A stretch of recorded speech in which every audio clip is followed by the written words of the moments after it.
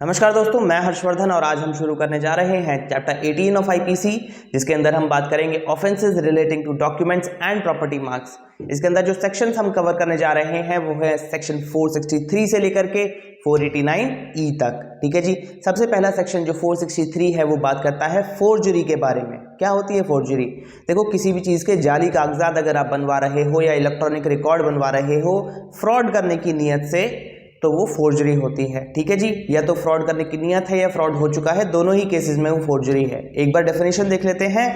Whoever makes any false document or false electronic record with intent to cause damage or injury to the public or to any person or to support any claim or title or to suppose or to cause any person to part with property or to enter into any express or implied contract और with intent to commit fraud और that fraud में be committed commits forgery. यानी कि कोई भी व्यक्ति अगर कोई जाली कागजात बनवा रहा है या कोई इलेक्ट्रॉनिक रिकॉर्ड बनवा रहा है जो कि नकली है, किस इंटेंशन से? या तो पब्लिक को हार्म करने की इंटेंशन से या किसी व्यक्ति को हार्म करने की इंटेंशन से बनवा रहा है, या फिर किसी चीज पर अपना टाइटल या क्लेम स्थापित करने के लिए, टू सपोर्ट एनी क्लेम और टाइटल, है ना, अगर उन जाली कागजातों को बनवा रहा है, या फिर अगर किसी पर्सन को उसकी प्रॉपर्टी से अलग करने के लिए बनवा रहा है, या फिर किसी एक्सप्रेस या इम्प्लाइड कॉन्ट्रैक्ट में एंटर करने के लिए बनवा रहा है। किस नियत से? फ्रॉड करने की नियत से। या तो फ्रॉड करने की नियत है या फ्रॉड हो चुका है, तो ये फोर्जरी का अपराध है।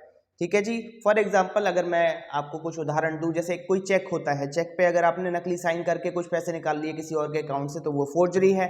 अगर किसी अथॉरिटी की, गवर्नमेंट अथॉरिटी या कोई भी अथॉरिटी है, उसकी नकली सील बना करके या स्टैंप बना करके आप कोई फिक्स कर रहे हो, कोई एफिडेविट बना रहे हो या कोई भी कहीं पे भी उसका दुरुपयोग कर रहे हो सील का, है ना, तो वो एक फोर्जरी है। या फिर आपको किसी ने कोई चेक दिया है 1000 रुपए का, आपने उसको 1 जीरो बढ़ा ली, 10,000 कर लिया, या 2 जीरो बढ़ा ली, 1 लाख कर लिया और वो पैसे निकाल लिए, तो वो भी एक फोर्जरी है। और या फिर आप किसी की वसीयत में चेंज कर देते हो। मान लो आप वकील हो, आपको किसी ने वसीयत लिखवाई, आप खुद ही उस वसीयत में कुछ चेंज कर रहे हो, या जिसके लिए वो वसीयत लिखवाई गई है आपने उसको दे दी और वो उसमें कुछ चेंज कर रहा है। कोई भी करे, फोर्जरी का ही अपराध है। और जो सजा होगी इसमें 2 साल तक की सजा हो सकती है और साथ में जो है आपको फाइन भी देना पड़ सकता है। ठीक है जी। सेक्शन 479 के अंदर बात की गई है प्रॉपर्टी मार्क को लेकर के। क्या होता है property mark? A mark used for denoting that movable property belongs to a particular person. यानी कोई भी ऐसा निशान जो कि ये बताता है कि ये जो मूवेबल प्रॉपर्टी है वो इस पर्टिकुलर इंसान की है। जैसे अक्सर आपने देखा होगा गाड़ियों के पीछे वाले शीशे पे ना कोई नाम लिखा होता है, जिसकी वो गाड़ी होती है वो अपना नाम का स्टिकर उस पर लगा लेता है। मान लो किसी का नाम है ऋतिक, तो उसने ऋतिक लिख लिया। अब अगर आप उस प्रॉपर्टी मार्क को फॉल्सली यूज करते हो, फॉल्स प्रॉपर्टी मार्क को यूज करते हो फ्रॉड करने के लिए, है ना, या तो आप उसकी गाड़ी पर वो स्टिकर हटा करके अपना नाम लगा देते हो या किसी और का नाम लगा देते हो फ्रॉड करने की नियत से, या फिर आप वैसी ही गाड़ी खरीद के ले आते हो और उसी व्यक्ति का नाम जो सेम स्टिकर उसने लगा रखा है उसी को आप अपनी गाड़ी पे लगा लेते हो ताकि लोग कंफ्यूज हो और आप कोई फ्रॉड कर सको। तो ये दोनों ही चीजें जो हैं एक अपराध है सेक्शन 482 के अंदर, जिसमें कि using a false property mark with intention to fraud की जो सजा है वो है 1 साल और साथ में फाइन भी हो सकता है। इसके बाद जो सेक्शंस हैं 489A से लेकर के 489E तक, 489A से E तक के जितने भी सेक्शंस हैं वो counter fitting bank notes and currency notes की बात करते हैं।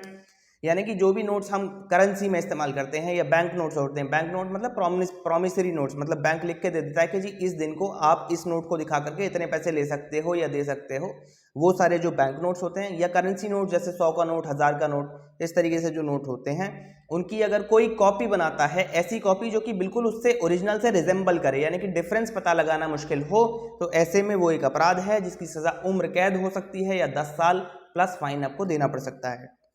489B में कहा गया है अगर आप उन नोट्स को बना तो नहीं रहे हो लेकिन उनको एज जेन्युइन नोट्स यूज कर रहे हो, मतलब कई बार आपने देखा होगा ना गड्डी में लोग एक आध नकली नोट घुसा देते हैं, उसकी भी सजा लाइफ इम्प्रिजनमेंट होगी या फिर 10 साल प्लस फाइन की सजा हो सकती है अगर आपको ये पता है कि आप नकली नोट्स को एज जेन्युइन नोट्स इस्तेमाल कर रहे हो।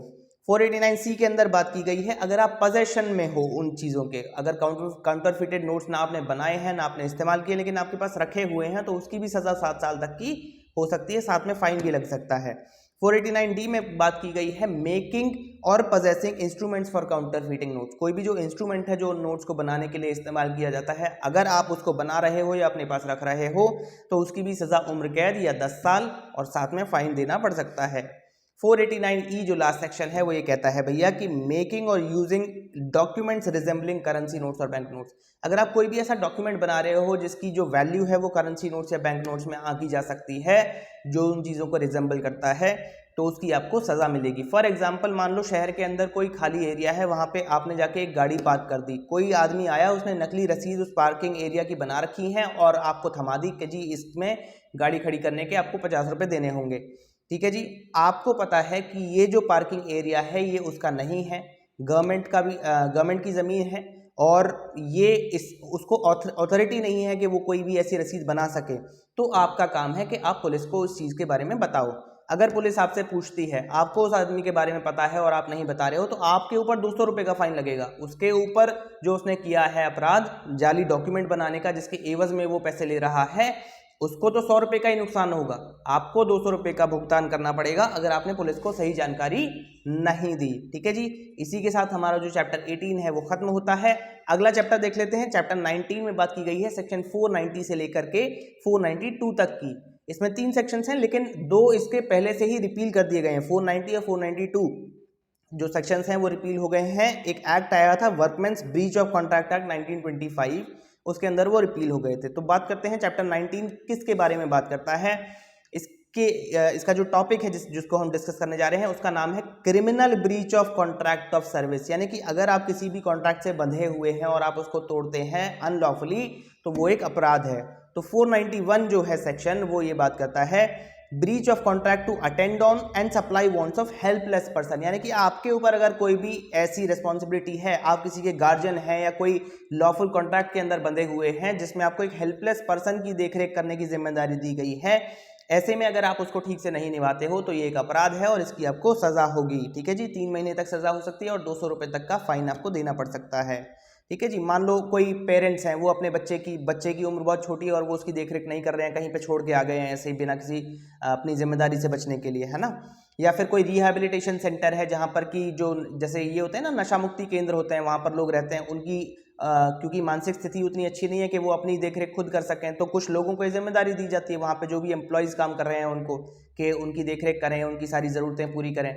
तो वो अगर अपना काम ठीक से नहीं कर रहे हैं तो वो भी इसी अपराध के अंदर आएंगे। या फिर जैसे ओल्ड एज होम होते हैं ना, जहाँ पे वृद्ध आश्रम जिसको हम कहते हैं, वहाँ पर काफ़ी बड़ी उम्र के लोग जो हैं, वृद्ध लोग वहाँ पर रहते हैं, जो कि बहुत सारी चीज़ें जो अपनी रोज़मर्रा की हम बहुत आसानी से कर लेते हैं, वो अपने जीवन में करने में कई बार असमर्थ होते हैं। किसी के पैर काम नहीं कर रहे हैं, किसी के हाथ काम नहीं कर रहे हैं, कोई ठीक से बोल नहीं पा रहा है, तो उनको हमेशा एक मदद की ज़रूरत होती है और उसके लिए वहाँ पर लोग होते हैं जिसको उसी काम के लिए एम्प्लॉय किया गया है। ठीक है जी, तो वहाँ पर जिनको नौकरी दी गई है वो अगर अपना काम ठीक से नहीं कर रहे हैं तो उन पर भी ये जो सेक्शन है वो लागू होता है और 3 महीने तक की सज़ा इसके अंदर उनको हो सकती है। ठीक है जी, तो कौन कौन से इसकी एक बार जो डेफिनेशंस है उसको हम एक और बार देख लेते हैं। Whoever being bound by lawful contract to attend on or to supply the wants of any person who by reason of youth, unsound mind or a disease or bodily weakness is helpless or incapable of providing for his own safety or of supplying his own wants,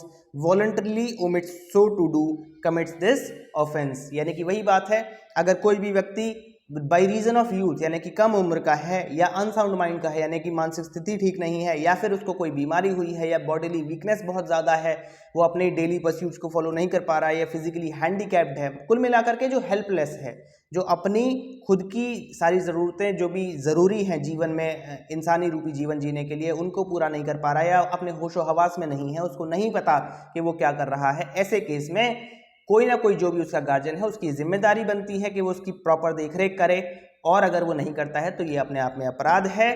ठीक है जी, और इसकी आपको सज़ा मिलेगी। इसी के साथ हमारा जो चैप्टर 18 और 19 है दोनों ही खत्म होते हैं। बहुत बहुत धन्यवाद।